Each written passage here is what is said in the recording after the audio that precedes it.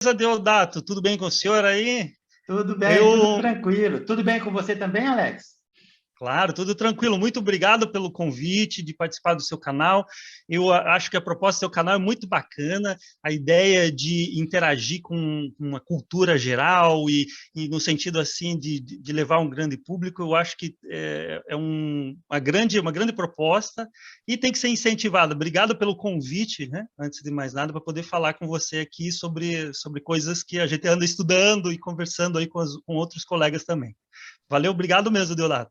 Eu que agradeço a gentileza, o reconhecimento. Eu aproveito para falar para quem está nos assistindo para se inscrever no canal, compartilhar, dar o seu like, mandar perguntas aí para o Alex depois que você assistir a nossa conversa.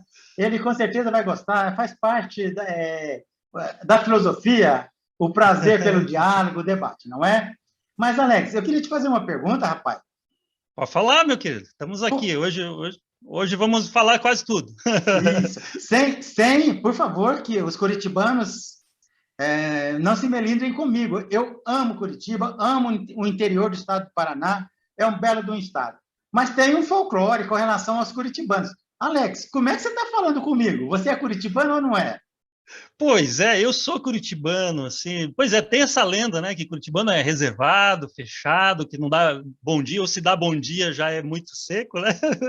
Mas eu não sou tão curitibano, assim, porque minha família é do interior do Paraná e veio para Curitiba. Eu nasci em Curitiba, mas eu sempre convivi com meus pais, sempre conversando com o vizinho, tentando fazer amizade, aquela história assim de que quem tem vizinho tem tudo. Então, meu pai e minha mãe são sempre nesse sentido.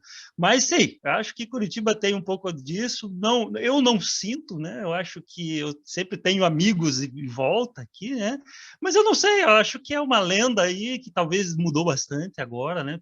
Curitiba tem quase 2 milhões de pessoas aqui morando e muita gente de fora, então já é outra coisa, né? Então, mas Alex, agora você mora em Viracopos, né? Ou não? Né? eu, Na região de moro, Viracopos?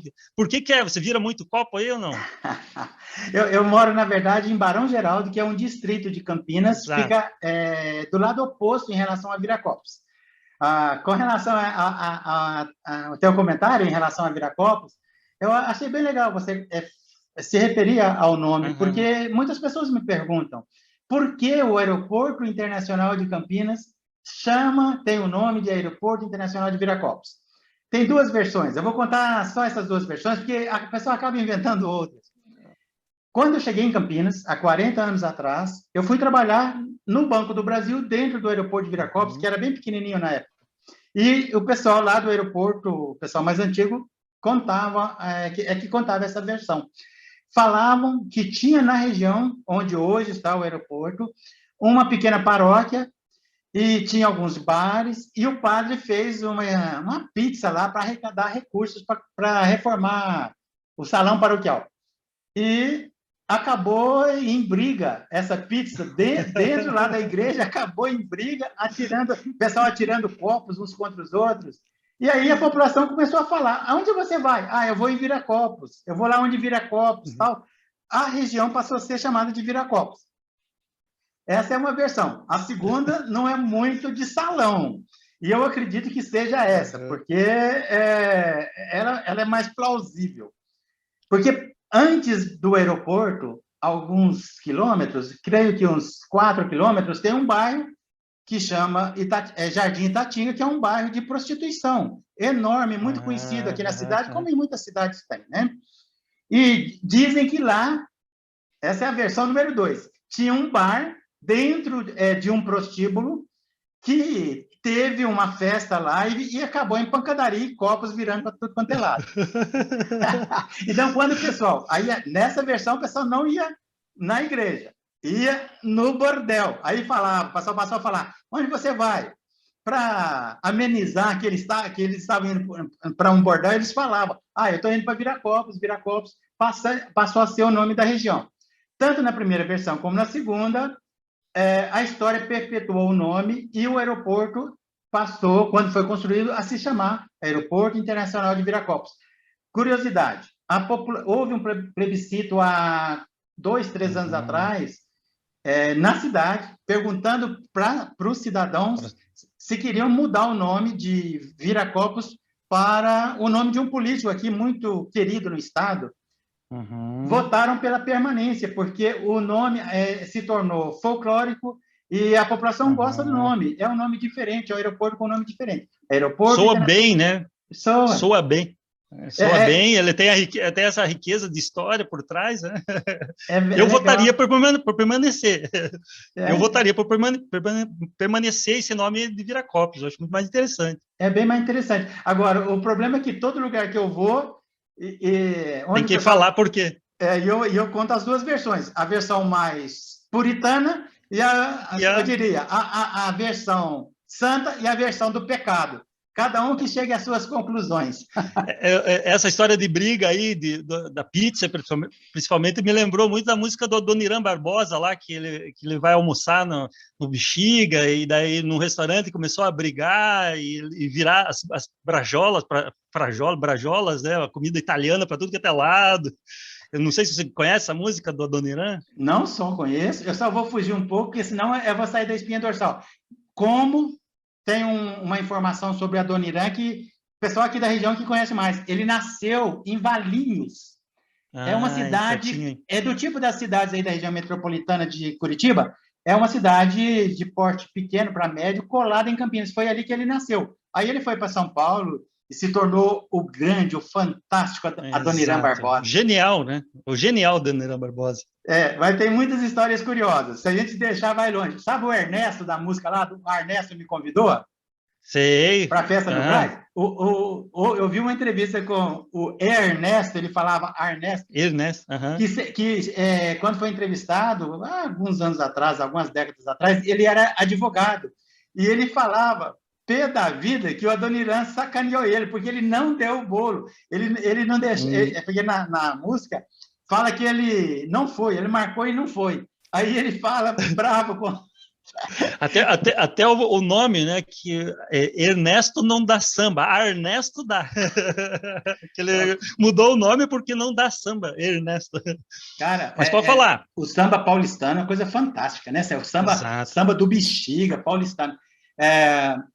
Deixa eu trazer de volta aqui. Eu gosto muito de fazer essa abertura, proseando, batendo papo, mas o motivo principal do nosso bate-papo é conversar sobre a tua tese de doutorado. Qual foi o objeto da sua pesquisa no doutorado? Perfeito. O objeto da minha pesquisa foi em torno do pensamento matemático de um filósofo irlandês, né, chamado George Berkeley. Especificamente, eu queria saber se esse filósofo ele tinha um critério de inteligibilidade específico para a matemática como um todo. Se tinha a possibilidade de ter um critério para saber se os objetos matemáticos eram inteligíveis. Né? Isso que eu pesquisei durante 4 anos. Muito legal, muito legal. Eu vou chamar a vinheta. Depois da vinheta, a gente volta e vamos conversar sobre o teu doutorado, tá bom? Maravilha.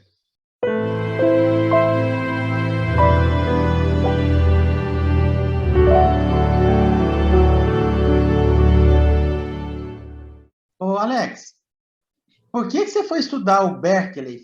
Contextualiza no tempo e no espaço, quando ele viveu, aonde ele nasceu, assim, o século que ele viveu, e por que você foi estudá-lo? Beleza. Olha, a história com esse filósofo é bem curiosa, a história comigo, né? É bem curiosa. Mas vamos falar dele primeiro, para depois eu falo por que eu vou estudar ele, né? Então, o George Berkeley ele é conhecido como um dos 3 grandes empiristas ingleses, né? Então, principalmente no século XVII, século XVIII, né? O Berkeley ele viveu, ele nasceu no século XVII, no final do século XVII, mas a parte filosófica dele ela é da primeira metade do século XVIII. As obras dele, as principais obras publicadas do início do século XVIII, 1710, então vai até 1744, tem textos importantes ali que ele publicou. Ele é um filósofo irlandês que faz parte desse grupo de empiristas que dentre eles está o John Locke e além dele, além do Berkeley, o David Hume. Então, a sequência é essa de influência, né? John Locke, George Berkeley e David Hume, a sequência cronológica, né? E o John Locke é um filósofo, então, que trabalhou em Londres, né? O Berkeley na Irlanda, e o Hume é um escocês. Então, são três empiristas que se influenciaram, né? Que produziram uma escola, né? E eu acabei estudando esse sujeito porque eu entrei na filosofia muito interessado em estudar a filosofia da ciência, né? Eu gostava antes de pensar, quando estava no ensino médio, eu gostava muito de ciência, e eu também gostava de ler, gostava de refletir sobre questões que hoje eu considero como questões filosóficas. E uma das questões que sempre me chamou a atenção foi pensar, mas o que é o conhecimento científico? O que é a verdade científica? O que define o que não é científico? A questão da relação com a matemática. Eu, quando vi que eu ia para a filosofia, acabei indo para estudar filosofia da ciência. E na graduação, teve um professor que ele estuda história da ciência, um professor na minha graduação, ele é especialista no pensamento de Isaac Newton. Eu acabei me aproximando dele para estudar Isaac Newton, a filosofia de Isaac Newton, a filosofia natural de Isaac Newton. E eu percebi um diálogo com os filósofos em torno, né, do pensamento do Newton. O George Berkeley é um deles. E eu achei curioso, porque o George Berkeley é um filósofo, mas ele tem ali também um problema de teologia envolvido. Então, a minha ideia foi assim, então, eu vou estudar o newtonianismo, mas via o debate filosófico desse autor. Vou ver o que acontece. Então, a minha tese de doutorado se remete muito ao pensamento newtoniano, ao trabalho da filosofia natural, mas ele é um modo de estudar via o George Berkeley. Né? Então, eu acabei estudando Berkeley por causa disso. Né? Então, essa é a primeira, digamos, uma primeira aproximação de como explicar por que o Berkeley faz parte da minha vida em algum sentido. Muito interessante, extremamente interessante. Me fala uma coisa, Alex. Como era o signo como objeto na aritmética e na álgebra? Ok. Então, vamos pensar assim. Primeiro, o termo, né? Então, essa é uma questão que já se remete ao pensamento da filosofia da matemática do Berkeley. Eu considero que o Berkeley tem uma filosofia da matemática, né? Falar de aritmética e de álgebra é falar de um dos ramos da matemática para o Berkeley. Né? É uma maneira de pensar um dos ramos da matemática, duas práticas matemáticas.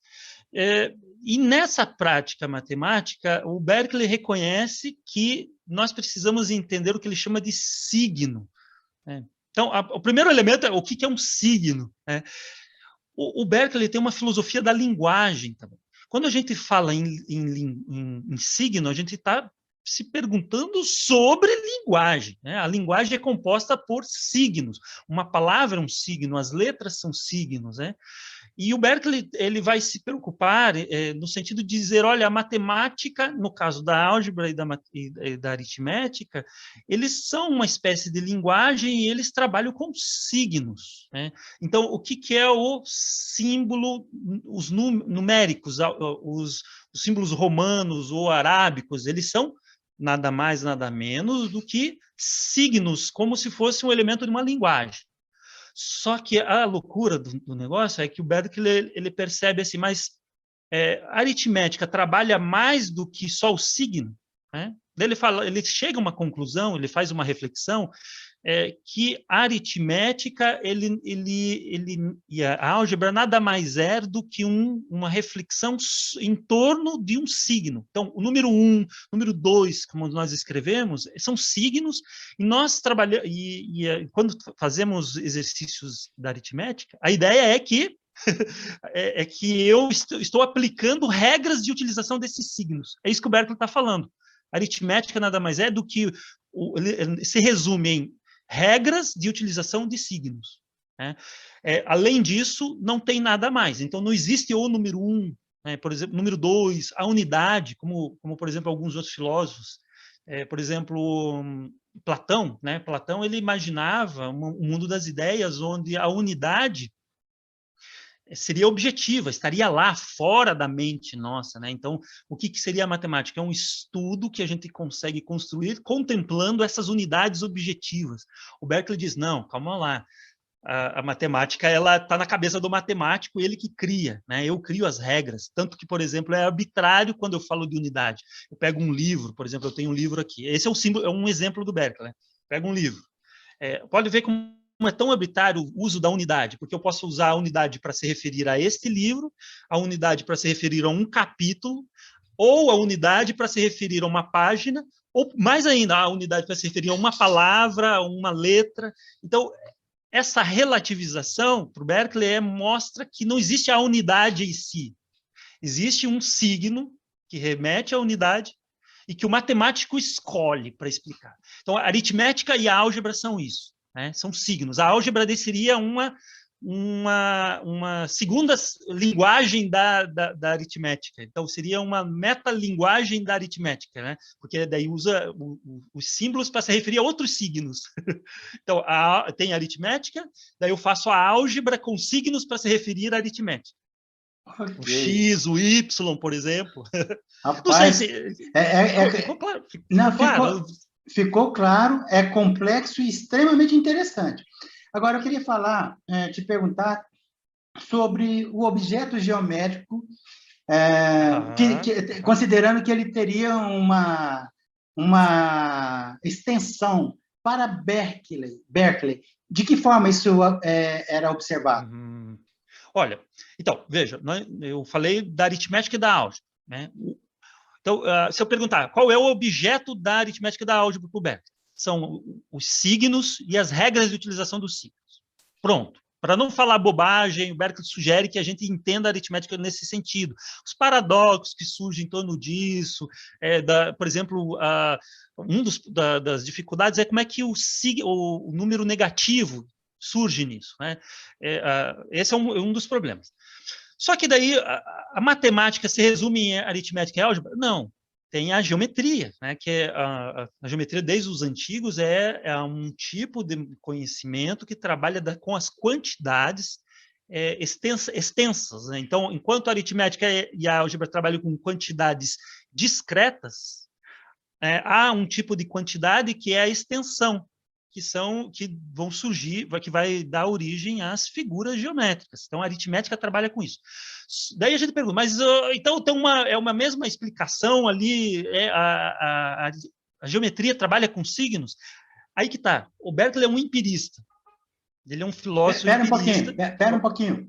Fala um pouquinho sobre o empirismo ali do século XVIII, XVII e XVIII, para quem nunca ouviu falar. A academia está cansada de saber. A academia está cansada de saber, mas fala um pouquinho sobre isso para o grande público. Perfeito. Então, isso é uma pergunta importante, porque tendo essa ideia, eu acho que essa concepção a gente consegue avançar ali para a questão da geometria e até mesmo para explicar um pouco a questão da álgebra e da aritmética. Então, o empirismo é considerada uma das escolas que vai trabalhar com o problema da teoria do conhecimento, né? Então, com a Revolução Científica, século XVII, século XVIII, tem aquele problema ali de que tenha uma tentativa de justificar a questão do conhecimento. Como é que eu tenho uma garantia de que eu estou diante de algo que eu trato como conhecimento, né? O problema do conhecimento já aparece no Platão, no Aristóteles, né? Porém, nos ditos filósofos modernos, isso se torna a questão principal, né? Ou pelo menos aparece isso no Descartes, né? No Locke, no Hume. Como é que eu justifico, né, o conhecimento? E esses caras dão algumas respostas que, para nós da filosofia, é uma tentativa meio que didática de separar em termos de escola. O Descartes, ao criar aquela noção lá do cogito, eu penso, né, logo sou, né? Eu sou uma coisa que pensa, eu sou uma coisa pensante, ele dá uma resposta para justificar o conhecimento que é dita ser racionalista, não recorre ao conteúdo empírico. A primeira verdade, que é a verdade do cogito, que é uma verdade certa, indubitável, que ele diz assim, eu sei que estou pensando toda vez que eu duvido, né? Uma coisa nesse sentido é a formulação dele, né? Toda vez que eu duvido, eu não consigo duvidar do fato que eu estou pensando, né? Essa é uma espécie de verdade autoevidente que aparece para o Descartes. Eu não recorro à experiência, né? O que acontece com esses empiristas? Eles falam, olha, para eu ter justificativo do conhecimento não é só não é pelo cogito, eu preciso ter um conteúdo empírico. Então, Locke é o primeiro filósofo, antes do Berkeley, né, que diz o seguinte: a mente ela trabalha, ela pensa em torno de ideias que vieram originalmente pelos sentidos. Então, não há uma ideia, não há algo que a gente consiga pensar que não tenha alguma relação com algo da experiência. Então, ele vai criar uma ideia, uma justificativa de que o conhecimento necessita, de alguma maneira, do conteúdo empírico. Então, formular uma justificativa, um método em que o conhecimento verdadeiro depende do conteúdo empírico. Berkeley é um desses, né? Então, o conhecimento para o Berkeley depende do que ele chama de ideias sensíveis. Então, lá no Tratado dos Princípios do Conhecimento Humano, que é uma obra de juventude do Berkeley, 1710, ele começa ali já dizendo que é claro quem trabalha, ou é evidente quem trabalha com o objeto do conhecimento ter ideias. E de onde vêm essas ideias? Primeiro, pelos órgãos dos sentidos. Segundo, pelas sensações que eu tenho que essas ideias me provocam, minhas paixões. E daí as outras ideias que eu crio pela imaginação a partir das ideias. Ou seja, para ele, começa com ideias sensíveis. Então, conhecimento depende disso. Então, ele é dito... Eu classifico o Berkeley como um empirista, porém, tem um outro problema aí, que é um filósofo empirista idealista. Idealista quanto à natureza do objeto do conhecimento, mas empirista quanto à fonte do conhecimento, que é os órgãos dos sentidos, ou a experiência sensível, que é melhor explicar. Alex, ok, eu acabei fragmentando o teu raciocínio, pode dar continuidade. E na geometria, tá. Daí o que acontece? A aritmética tem um objeto, que são os signos. Os signos, se a gente pesquisar bem, o signo é uma ideia sensível, né? Quando eu escrevo... Isso aqui é um objeto geométrico. É um objeto geométrico, tá? Então, o que acontece? A extensão sensível, a extensão para o Berkeley, ela tem uma origem para nós. Qual que é? Ela vem pelos sentidos. E qual sentido, principalmente? É pelo tato. Então, Berkeley tem um texto chamado Tratado sobre a teoria da visão, né? Onde ele quer entender como é que a extensão visível ela se formula para nós. E lá ele explica, primeiro eu tenho o tato. É pelo tato que eu percebo a sequência, né, de extensão. Então, ela vem pelo tato. E pela associação que eu faço ao olhar, né, o movimento da minha mão, por exemplo, em cima na beiradinha da minha mesa, eu crio a extensão visível, né? A geometria trabalha com essa extensão. Então, a extensão ela é sensível. Então, qual que é o objeto da geometria para o Berkeley? A extensão sensível. Esse é o objeto. Eu não posso fazer geometria, criar, então, a ciência, a matemática, a geometria, sem desconsiderar que o objeto básico é a extensão sensível. Aí vai dar um grande reboliço. Vai dar por quê? Por exemplo, como é que eu crio a noção de infinitamente divisível? Ou infinitamente grande? O Berkeley vai ter uma grande crítica disso, né? Porque a geometria desde Euclides trabalha com a infinita divisibilidade. Os paradoxos, por exemplo, o paradoxo de Zenão, trabalha com a noção da infinita divisibilidade. O Berkeley vai ser um filósofo que vai negar isso. Vai negar. Nós não temos justificativa de conhecimento sobre a infinita divisibilidade da extensão. E é por isso que ele vai criticar a matemática do período, principalmente Newton e Leibniz, né, que são os inventores de alguma coisa que hoje nós chamamos... eu evito essa ideia de continuidade, mas é alguma coisa que hoje é muito próximo do cálculo diferencial integral, e que lá tem a infinita divisibilidade, da noção de infinitésimo, né? Então, o que é legal, o que eu acho bonito no pensamento do Berkeley, é como ele era atualizado com as teorias científicas, a matemática do período que ele estava vivendo. E ele enfrentou isso de modo filosófico que ficou, realmente criou polêmicas, né? Várias polêmicas. A questão da visão dele na geometria, né? De como ele pensar a fundamentação da geometria como uma ciência, passa por esses pressupostos filosóficos, né? Que às vezes, para quem é matemático, quem estuda matemática, às vezes a pessoa não conhece isso, né? Que por trás, uma coisa é a operacionalidade da matemática, né? Então, você que é Deodato, que é um engenheiro, né? Você, para ser engenheiro, você deveria ter muita habilidade matemática para fazer os cálculos, né? Ou seja, o filósofo da matemática olha para a matemática nesse sentido. Mas será que está bem explicado isso? Será que tem um fundamento isso? Como é que funciona? Por que funciona? Né? E o Berkeley meio que foi um desses caras, né? que pensou sobre isso. Né? Legal.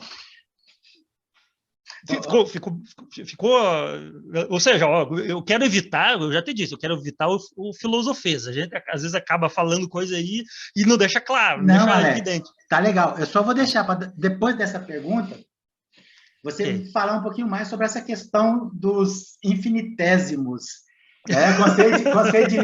Conceitos assim, sem também do cálculo, né? Do cálculo diferencial integral. Essa questão, eu tenho um jeito mais assim simples tanto quanto você de falar, de explicar essa questão. De você ir dividindo, você se aproxima de zero, mas você não chega a zero. Depois nós vamos falar sobre isso. Tá bom, bem interessante. Eu queria que você falasse, são duas perguntas numa só. O Berkeley, ele teve duas fases. Se ele teve essas duas fases, quais foram as suas conclusões a partir das duas? Tá, eu sei. O termo fase aqui que eu queria entender, eu acho que você deve estar falando de dois modos de pensar matemática. Então, pode ver que eu falei ali da geometria de uma forma, que a experiência sensível ela é fundamental. O Berkeley tem um termo muito... tem uma frase, um princípio que é muito conhecido quem estuda Berkeley, que é o ser é ser percebido. Ele escreve em latim isso, né? Inclusive, esse est percipi, né? Ser é ser percebido. Então, por quê? Perceber a partir da mente pressupõe essa relação com a experiência, né? O que acontece? Se eu for pensar na matemática, parece ter duas visões diferentes. E foi mais ou menos isso que eu estava pesquisando no doutorado lá. Primeiro, o critério de inteligibilidade dos objetos na geometria, ela depende de ser sensível, ter uma relação com a experiência. Então, todo objeto da geometria que não tem uma relação, ela não é inteligível. Então, o conceito de infinitamente pequeno ou de infinita divisibilidade entra nisso. O Berkeley recusa. Só que na álgebra, na aritmética... É muito simplista falar seria abstrato e concreto? É muito simplista? Talvez, porque a palavra abstrato, o Berkeley recusa uma noção de abstração. É um termo técnico também. Okay. Abstração aqui, ela remete à filosofia do Locke, que, por sua vez, a gente pode voltar até Aristóteles. A abstração seria a seguinte ideia, que da experiência a mente começa a trabalhar, limpar algumas coisas e criar uma ideia que já não é mais aquilo que veio da experiência. Então, por exemplo, a noção de... O Locke usa os termos universais. Então, quando eu falo o homem, né? A palavra homem, ou ser humano, né? Melhor humano, né? Falo humano, quando eu uso essa palavra, o Locke perguntava assim, mas como é que eu uso ela no sentido universal? Porque tem uma ideia abstrata por trás. Essa ideia abstrata não é nem eu e nem você, mas pela minha mente, a mente ela criou a partir de nós dois uma operação que chegou em uma noção de ser humano, que é uma ideia abstrata, que não depende nem de mim nem de você. Essa noção de ideia abstrata, o Berkeley vai recusar, essa noção de abstração. Ou seja, o Berkeley, tudo tem que ser concreto, tem que ser percebido pela experiência, de alguma forma. E daí ele vai ter um problema sobre os universais. Mas é uma outra história que a gente... Mas ele coloca que tem que ser percebido, inclusive o cálculo infinitesimal? Exato. Então, pera. Nesse sentido. Estão começando a entender. Não, deixa eu fechar primeiro essas duas fases ali, a pergunta. Calma lá, já entramos. Tá bom. Então pode ver. Na geometria, nós temos ali uma maneira de pensar a inteligibilidade da geometria, dos objetos da geometria. Objeto matemático, pensamos aqui a linha, as figuras geométricas, ou os sólidos, por exemplo, você colocou um sólido ali, ele é um objeto geométrico, né? As curvas, ou seja, tudo que tem a ver com as figuras geométricas. Na aritmética e na álgebra, quais são os objetos? Então, são ditos números, né? Então, o número racional é um objeto matemático, né?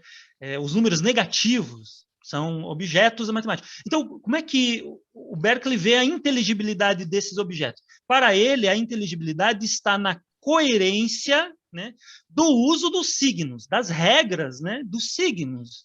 Ou seja, eu tenho o signo ali, a regra sobre ela e a coerência, a consistência de utilização disso, né? Então, se eu tenho um signo, uma regra coerente, consistente, né? É por isso que ele criticava a abstração, ele queria definição clara de regras.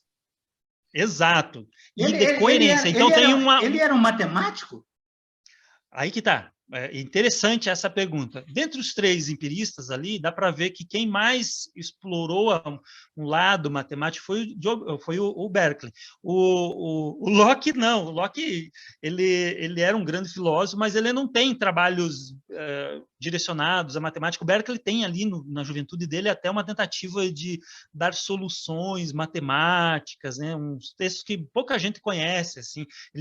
Exercícios de resolver problemas matemáticos, né? Mas ele conhecia, ele sabia o que a matemática do Newton, a matemática do Descartes, que também é um grande matemático, ele foi um grande matemático, né? Que criou a análise, né, a geometria analítica, né? Hoje nós chamamos de geometria analítica, né?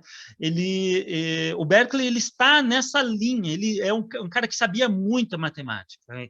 Ele não é um matemático porque não fez uma carreira na matemática, mas ele é um grande conhecedor de matemática que conseguiu pensar a matemática até então produzida. Né? Então, isso é fato, que o Berkeley não é um matemático. E dentre os três, eu acho que era o cara mais matemático deles. Né? Porque o Hume, por exemplo, não tem trabalhos de matemática. Apesar de falar da matemática de uma coisa, mas ele não tem tanto quanto o Berkeley. Mas o que era mesmo a pergunta, a outra anterior? Não, você estava falando o que das duas fases. Das duas fases.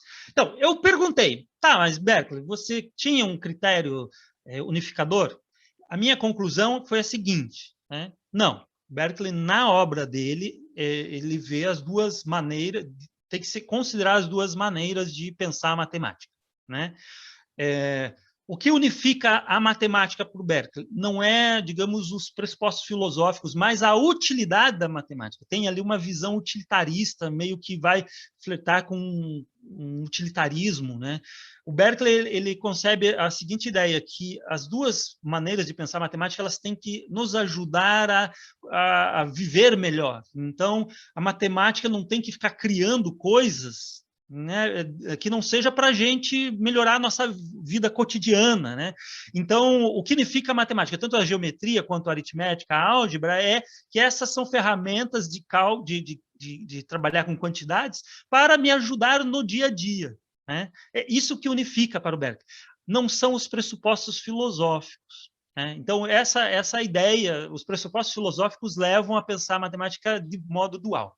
Por outro lado, eu me perguntaria, mas se o Berkeley tivesse criado uma tentativa mesmo de unificar, ele teria condições de fazer isso? Teria, e hoje a filosofia da matemática mais contemporânea, ela unifica no que está mais ligado à álgebra e aritmética do que o que está na geometria. Né?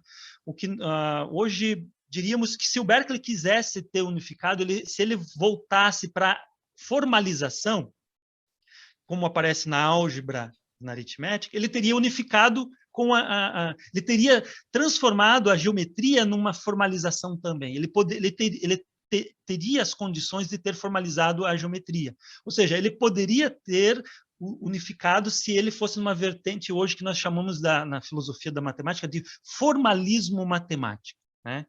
Então, mas esse formalismo se torna mais evidente só no final do século XIX, início do século XX, né? Onde aparecem alguns filósofos que mostram a possibilidade de formalizar, né, a geometria.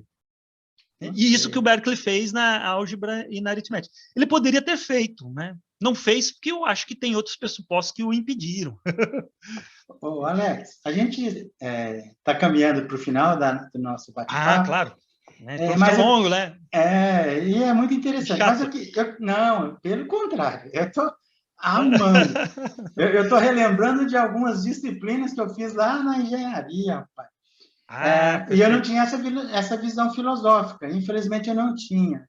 Me fala uma coisa, eu queria que você falasse um pouquinho sobre a crítica aos objetos do cálculo infinitesimais. Explica aí para o grande público o que são esses objetos e fala um pouco sobre a crítica. Eu acho muito interessante. Eu, particularmente, quando eu fiz cálculo 1, no início, eu não conseguia entender essa aproximação infinitesimal de zero a partir de frações que, assim, exato. né? Fala um pouquinho sobre isso. Pois é, então, essa questão aí do Berkeley me fez ir para uma área na filosofia que exigiu eu ter algumas pitadas de matemática contemporânea, ou seja, eu tive que estudar cálculo, então coisas básicas que alunos de exatas, né, até o pessoal da biologia trabalha, né, precisa saber, que são questões de funções, ou seja, estudar o cálculo diferencial, que nós chamamos de cálculo diferencial e integral, né? O que acontece? O Berkeley ele se mete numa polêmica ali, justamente contra nada mais nada menos contra Newton e Leibniz. Né? O Newton e Leibniz eles formularam então duas metodologias dois métodos matemáticos. O Newton chamou o método matemático dele de método das fluxões, né? Dos fluxos ou das fluxões, que no livro dos Principia, né, nos Principia Matemática, onde aparece a teoria da gravitação, é uma versão geométrica do método das fluxões que aparece lá, né? Mas o Newton ele fez uma versão algébrica do método das fluxões na juventude dele que aparece muito similar ao que nós estudamos no cálculo hoje. O Leibniz no continente, né? O Leibniz ali na França, ele formulou um outro que é o cálculo diferencialis. E no cálculo hoje, o cálculo de hoje, ele não é nem o método das fluxões e nem o cálculo do Leibniz propriamente, porque tem toda uma história por trás que alterou o que nós chamamos do conceito de limite, né? Apesar que os símbolos são desses dois, né? O cálculo de hoje usa os símbolos do Leibniz, né? E eu estava interessado ali no cálculo das fluxões do Newton, porque eu comecei a estudar Newton, como eu lhe disse, né? E eu estava interessado em entender como é que o Newton fez essa matemática. E o Berkeley, então, ele olha para o cálculo, né? E percebe que eles estavam usando essa noção de um conceito no cálculo de infinitamente pequeno, né? Porque quais são os dois problemas básicos do método das fluxões e do cálculo diferencial? É tentar, numa curva, estabelecer a tangente da curva. Né? Esse procedimento de encontrar a tangente da curva é conhecido hoje por derivada. Né? Só que o outro problema, que isso já está desde os gregos, esse problema em aberto, né? Além de encontrar a tangente, tinha a ideia de quadrar as curvas, de saber como é que eu conseguiria precisamente encontrar uma relação entre uma figura curvilínea e uma figura que não é curvilínea, né? Que tem as figura com ângulos retos, né? Então, essa aproximação chama-se quadrar a curva. Então, como é que eu conseguiria quadrar a curva? Hoje conhecemos como integral, né? Que é um processo de integração. Newton e Leibniz perceberam que o problema de encontrar a tangente e a quadratura de uma curva são problemas inversos. São problemas inversos. Então, quando eu faço a derivada, eu encontro a tangente, né? Mas eu venho da quadração da curva. E quando eu faço o contrário, eu quero sair da tangente e encontrar temos a área, eu faço a integral. Então, eu encontro, são dois problemas diferentes, são dois problemas um inverso do outro. O que acontece? Tanto quanto um quanto o outro tem que se trabalhar o que eles chamam de estado limite né? O estado limite é o estado onde você se aproxima de um estado, uma quantidade matemática, que é a situação da ideia de aproximação infinitamente pequena, né? Então, eu preciso ter uma aproximação infinitamente pequena de um limite. Então, tem uma curva que eu quero quadrar ela. Então, eu preciso dividi-las em pequenos quadradinhos infinitamente pequenos. Eu vou aproximando esta figura curvilínea a uma divisão infinitamente pequena de quadradinhos, de figuras retilíneas. O que vai acontecer? Se essa divisão infinitamente pequena vai chegar a uma quantidade chamada infinitésimo. Então, o infinitésimo é um estado próximo do limite. O Berkeley vai pensar, mas eu percebo esse quadrado infinitamente pequeno, ou essa linha infinitamente pequena? Não. Opa, então o Newton e Leibniz, eles têm uma versão desse elemento infinitamente pequeno, né? Principalmente o Leibniz, né? Eles chamam de infinitésimos, que é uma quantidade no estado limite, né? Olha a definição do infinitésimo. É uma quantidade. Só que é uma quantidade tão pequena quanto se queira, que ela pode ser desprezível e ser tratada como zero. Então o Berkeley pensa, mas é uma quantidade, mas é nada. Isso é, em primeiro lugar, um problema lógico para o Berkeley. Pô, é um problema lógico, por quê? Porque ele vai contra o princípio de não contradição, porque é uma quantidade que é e não é ao mesmo tempo. E daí ele olha para as demonstrações matemáticas do Leibniz e do Newton e reconhece problemas de demonstração matemática. Newton e Leibniz não têm um método rigoroso porque eles não conseguem demonstrar, porque eles estão trabalhando com uma quantidade que é ininteligível. Ela não é perceptível. Então, ou seja, essa matemática não é rigorosa. E ele escreve um texto, um texto maravilhoso que eu me dediquei na graduação, no mestrado, no doutorado, chamado O Analista. Eu traduzi esse texto. Eu tive um trabalho enorme, porque é um inglês, não é um inglês que a gente estuda para falar no dia a dia, né? É um inglês do século, é o Old English, né? Então, um inglês do século XVIII. Eu traduzi e publiquei a tradução do Analista na revista Scient Studia, da USP. O Analista. Quantas páginas tem o Analista? Ele não é longo, em torno de, eu acho que de 25 páginas a edição que tem ali, né? Ele é dividido por parágrafos, tem em torno de 40, 50 parágrafos ali, né? Tem uma sequência de perguntas no final, mas dá em torno de 25 páginas, não é uma coisa longa. Eu não me lembro se na edição da Scient ela tem mais que isso. Como é que você se virou com o inglês? Não, é o inglês arcaico. Você teve ajuda de alguém?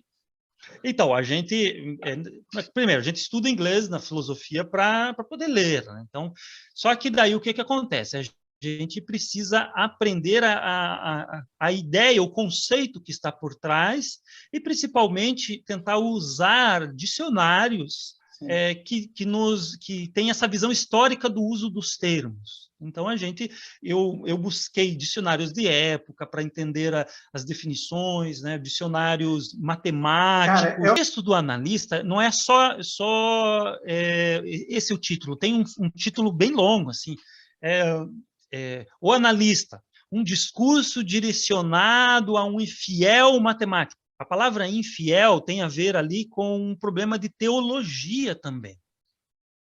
Então, o texto do Analista ele foi escrito em 1734, né? E ele foi escrito pelo Berkeley? Foi escrito pelo Berkeley, né? Com a finalidade de ser um texto resposta a um movimento anticristão que estava aparecendo ali na Europa, né? Que ficou conhecido como o movimento dos livres pensadores, né? Ele era um cristão? Então, o Berkeley é um teólogo anglicano. né? Então, essa é uma coisa importante na biografia do Berkeley, porque ele é um teólogo anglicano e a filosofia dele, ela está dialogando com as questões teológicas. O Berkeley é um filósofo que está diante de uma revolução científica. Por outro lado, tem todas as implicações do modo de pensar a religião. E ele é um Alex, teólogo. mas até então, até o século XVII, a medicina se misturava com a teologia. A Exato. filosofia também, ela dialogava, principalmente na Idade Média, não é verdade? Então, foi ali realmente um período de ruptura. E o Berkeley estava justamente ali Exato, nesse momento aí. Então, se você lembrar bem, antes dele, tem ali as discussões do Galileu, né? O Galileu foi condenado por questão ali envolvendo a filosofia natural e a relação com a teologia, né? Porque ele então teve um momento ali nas condenação, tem vários textos hoje publicados em português sobre a relação ciência e fé, né? No Galileu. E lá tem uma questão que o Galileu ele tenta separar, olha, a ciência ela tem um tipo de verdade, fala de uma maneira, né? E a teologia é outra. Temos que separar, e cada um, você pode usar as duas, mas só que quando você está na ciência, você fala de ciência, quando você está na religião, você fala de religião. Hoje, se nós pudermos reviver esse discurso, nós podemos debater para poder pensar que esse problema está voltando, né? O Berkeley ele está dialogando com essa questão ali, esse texto do analista tem, no fundo, um debate em torno do conceito de cientificidade, né?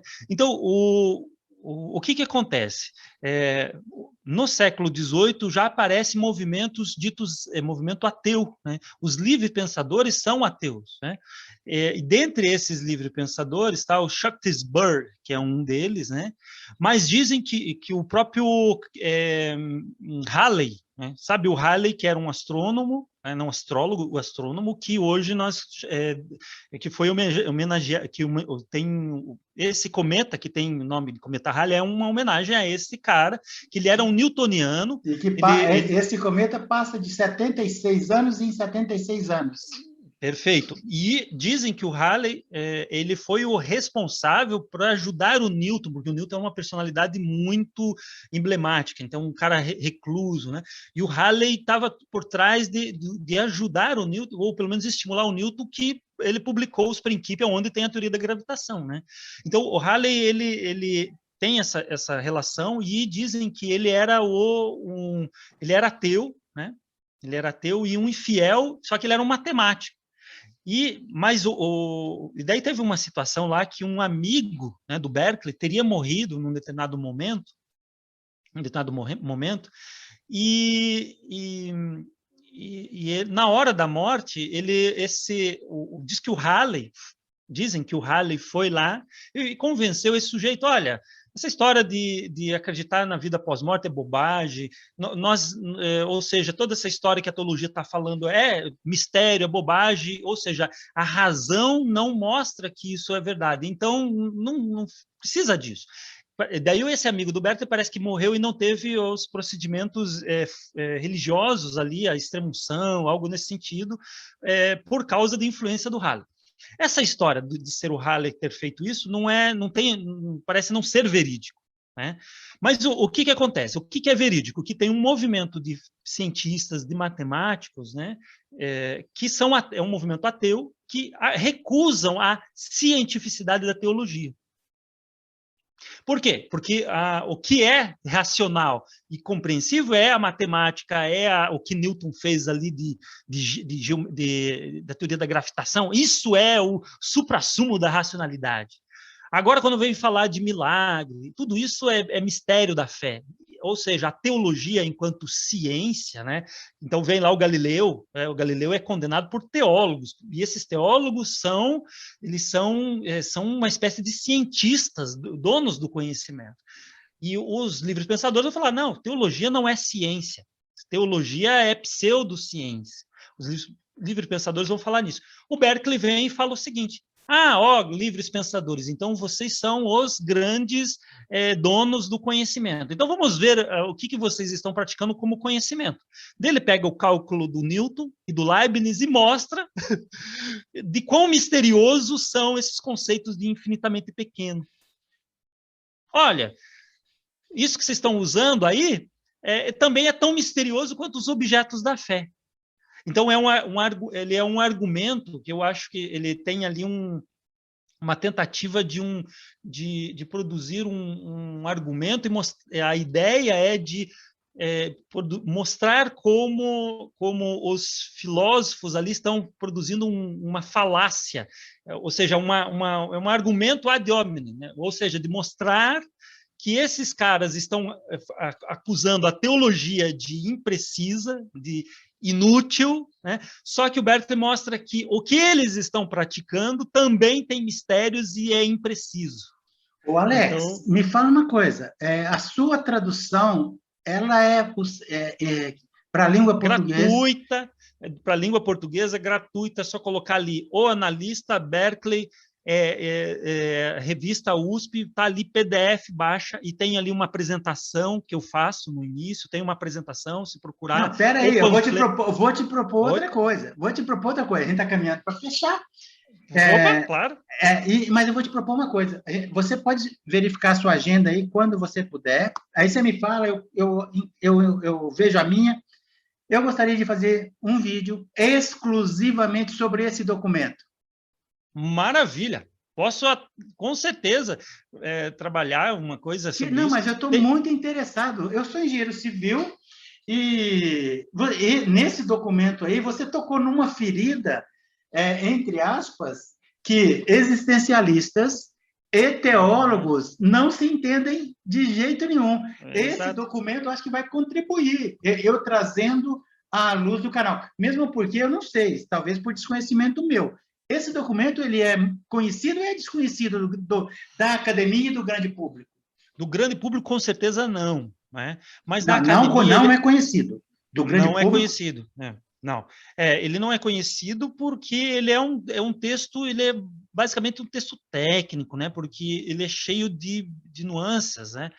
Mas o debate, o tema, ele é absolutamente conhecido, porque tanto que na história da matemática, tem ali um capítulo, né, da história da evolução do cálculo diferencial integral, que é conhecido como a polêmica do analista. Né?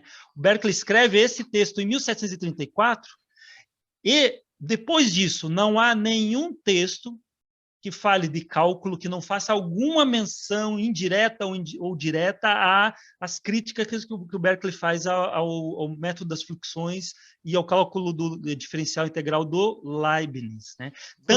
Você afirmaria que o cálculo diferencial integral de hoje continua com esse ponto de... infinitesimais? De inexplicação? Não. Agora é bem diferente, porque o cálculo diferencial integral hoje, ele evita o conceito de infinitésimo.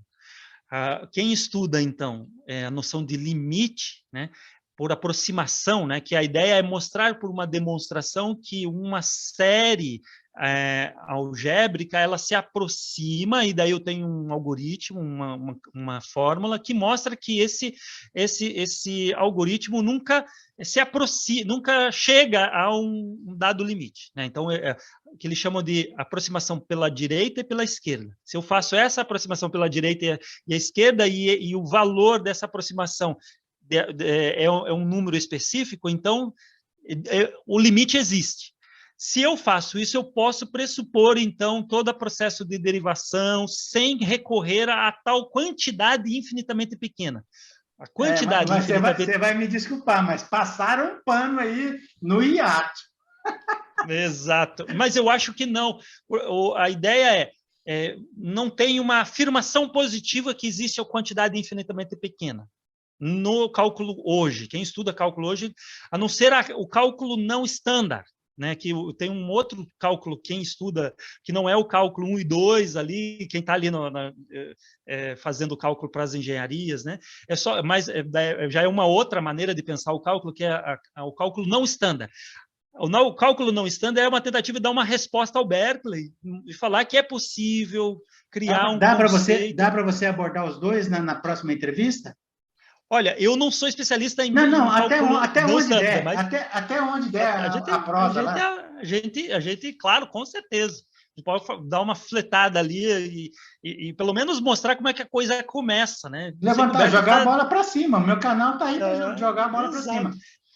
Exato. Alex. Então, o que é legal, assim, ó, veja, só para fechar, assim, veja que coisa mais interessante. É um filósofo, mas, ao mesmo tempo, teólogo, que enfrenta problemas de ciência e que gera toda uma discussão assim, muito interessante, que ela está por trás de todo um modo de pensar a construção do nosso conhecimento, né? Um modo de pensar. Então, o Berkeley é um filósofo que, por motivações teológicas, acabou criando um cenário muito curioso, muito interessante, assim. E no Brasil, eu acho que eu fui um dos primeiros a explorar com mais intensidade. Eu fui, acho que o primeiro a escrever uma tese de doutorado especificamente sobre esse assunto da matemática no Berkeley. Eu não conheço. Tem sobre a teoria do conhecimento, o empirismo dele, mas voltado sobre a matemática, não conheço. Pelo menos dentro da área da filosofia. Assim. Você acha que você mexeu... que se espera numa tese de doutorado você trazer alguma coisa nova. Uma coisa nova, inexplorada. Mas você acha que você mexeu num vespeiro? Olha, vespeiro por causa da dificuldade do tema, principalmente que eu não sou um matemático, isso é um problema, então a gente acaba... Eu fiz as disciplinas de matemática, como eu disse para você, mas eu vi que essas disciplinas também atrapalhavam, porque o cálculo do Newton e do Leibniz, o cara que estuda o cálculo diferencial integral de hoje, ele não vai conseguir entender pegar os princípios do Newton, pegar o método das fluxões do Newton e entender o que ele está falando tão imediato. Por quê? Porque é uma matemática de época. Né? Eu tive que aprender meio que com os meus colegas, então eu tive vários colegas que a gente estudou para tentar aprender com o Newton, aprender com o Leibniz, né? o que eles estavam propondo. Então, é fazer um estudo, tentar montar a cabeça do século XVII. Isso que eu fiz. Você os vê hoje como homens muito além do tempo deles? Olha, essa é uma questão que é difícil, porque a gente pode criar uma coisa também que não é boa para a ciência, né? De criar a ideia de que a ciência é composta de iluminados, né? Alguém assim como trabalha sozinho, daí de repente é iluminado, né? Eu vejo o Leibniz e o Newton como grandes pensadores que são frutos de todo um contexto, né, de diálogo com outros autores. Então, por exemplo, saber que o Halley, né, ele teve que ir lá curar, ajudar ele com uma depressão dele para poder trabalhar, né? Porque é um cara que não tinha amigos, ele tinha todo um problema ali com a mãe. Ou seja, quando a gente fala que Newton era um gênio, a gente esquece do lado humano dele, né? Que os cientistas têm seu aspecto humano. Mas com certeza são pessoas inteligentíssimas e saber que o Newton com 17, 18 anos já estava pensando coisas assim. O Lutero, indo para a teologia lá do século XVI, ele era depressivo, cara. Um dos reformadores e tinha depressão. Depressão. Todos humanos, demasiadamente humanos, como todos são. Exato. O que eu gosto de ver na ciência, mais do que pensar assim essa questão dos gênios iluminados, eu gosto de ver assim esse lado da construção do conhecimento, né? E isso dá uma outra imagem de ciência. Por exemplo, nas minhas aulas de filosofia da ciência, quando eu falo para os meus alunos que a história da maçã que caiu na cabeça do Newton é uma fantasia que nunca existiu, né? Que Newton não teve a iluminação da maçã que caiu na cabeça deles, muitos deles eles ficam assustados com essa ideia, porque isso está na mídia, está digamos, sempre sendo divulgado. Quando é que surgiu? A minha curiosidade é quando é que surgiu isso, cara? Eu sei que é um mito, mas quando é que surgiu isso? O mito da maçã? Então, isso daí surgiu provavelmente ali no processo de divulgação, né? Divulgação da... Na construção retórica. Ali logo após ali que Newton cria a fama, mas o processo de divulgação. Voltaire provavelmente está muito ligado a isso. Por que pareça, Voltaire é um filósofo francês, né? Ele teve ali Porque o Voltaire ele estava lutando contra um cartesianismo e ele viu na filosofia do Newton uma maneira disso, né? Ele queria divulgar ali a filosofia do Newton. Então ele escreve um texto chamado Elementos de Filosofia do Newton, que a editora da Unicamp tem uma tradução e ela publicou, teve uma nova edição, né? Então o Voltaire ele cria muito discurso em torno disso. E provavelmente em algum momento ali, né? Newton, ele interpretou alguma coisa, alguma fala do Newton, alguma carta do Newton, né, que ele estava lá na Lincolnshire, lá na juventude, no período da peste, né, porque o Newton, em 1665 e 66, ele teve que sair de Cambridge para ir para Lincolnshire, que era a região onde ele nasceu, né, e na chacrinha da família dele, na fazendinha lá da família dele. Fugindo da peste. Que teve um período da peste bubônica ali, né? Que é o período... Daí o pessoal fala, olha, agora no período da pandemia, aí nós devíamos ser um Newton. Porque o Newton, nesse período, ele em umas cartas ali, ele fala, no período de 65, 66, ele tinha lá 20 e poucos anos, eu descobri o cálculo infinitesimal, eu descobri a questão da luz, né, da composição da luz branca, né, que ela é composta de várias cores, e descobri a teoria da gravitação, conhecido como os anos mirabilis, né? Então ele escreve numa carta, mas uma carta retórica, porque teve uma polêmica com Leibniz lá, e ele escreve isso, e ele começa a falar, eu estava lá recluso em lockdown. Embaixo das macieiras lá, né? Estava lá embaixo sim. E eu tive a ideia, essas 3 ideias. Então, parece que a ideia de que a maçã caiu, ele imaginou, né? Só que detalhe, quando a gente vai estudar a história da ciência, reconstruir, né, as cartas mesmo da juventude, os textos que ele publicou, isso tem tudo nas obras completas do Newton, né? Não tem como ele ter falado de gravitação naquele ano, né? Ele começou a falar de gravitação ali nos anos 1669, 70, 70, ali ele começou a falar. Exatamente ali em 75, quando o Halley vai lá e provoca ele, né? Olha, o Hooke, né, também, o Hooke, que é um outro físico, né, provoca numa polêmica, como é que se teria um cálculo de como pensar a aproximação entre a atração entre os planetas. Ele começa a imaginar a força da gravitação. Então, bem depois disso, né? Então, ele não estava lá. Então, Alex. E provavelmente o Voltaire, né, essa ideia de criar um herói, gerou essa polêmica e esse mito. Ok. Alex, muito obrigado por separar esse tempo aí. Rapaz, foi assim, você conseguiu traduzir num formato de prosa descontraída conceitos extremamente complexos. Perfeito. Eu fiquei muito satisfeito, feliz por você ter feliz por você ter separado esse tempo.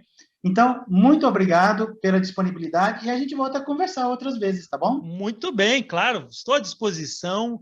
Desejo todo sucesso aí no teu canal, na tua atividade aí de divulgação, de conhecimento e estou à disposição para a gente poder conversar mais sobre isso. E você sabe que a gente, quando fala de uma coisa que gosta, a gente não quer que a conversa acabe. Legal. Muito obrigado. Um abração, viu? Muito obrigado, eu que realmente estou muito agradecido aí pelo convite, tá? Sucesso, Deodato! Estamos aí quando precisar. Valeu, um abraço, tchau.